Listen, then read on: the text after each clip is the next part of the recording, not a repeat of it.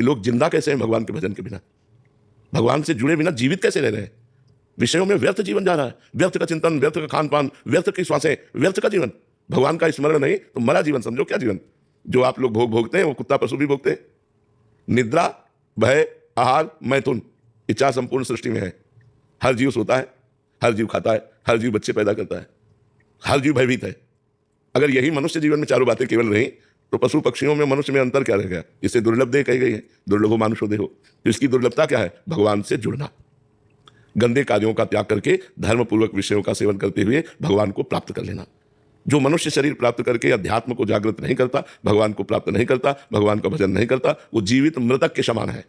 जिन हरि भगत हृदय नहीं आनी, जीवित सब समान ते प्राणी। सो माने मुर्दा, मुर्दा जीवित मुर्दा टहल रहा है, क्योंकि भगवत भजन नहीं, सत्कार्य नहीं, बस वही प्रपंच का चिंतन, असत्कार्य, वही खाना पीना भोगना। तो ये तो मृत कार्य है, असत कार्य है। तो मनुष्य जीवन का परम लक्ष्य है सत्कर्म करना, और सत्कर्म का स्वरूप है जो कर्म भगवान को अर्पित कर दिया जाए, जो कर्म भगवान से जुड़े वही सत, नहीं तो सब असत, टोटल असत। महाराज जी, ये दान करेंगे इससे पुण्य मिलेगा, ये सत्कर्म है या असत कर्म है?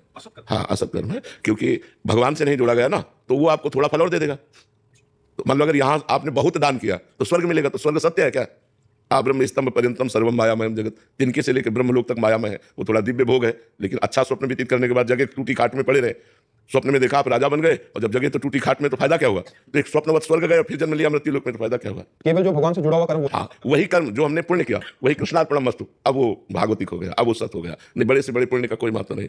जैसे आपको लोहे की जंजीर से बांध दिया जाए तो बंध गए, और सोने की जंजीर से बांध दिया जाए तो बंध गए। बंधन तो दोनों में है। तो पाप है लोहे की जंजीर, और पुण्य है सोने की जंजीर, बंधा तो दोनों में है। सोने की जंजीर से बांध दिया जाए तो अच्छा लगेगा क्या?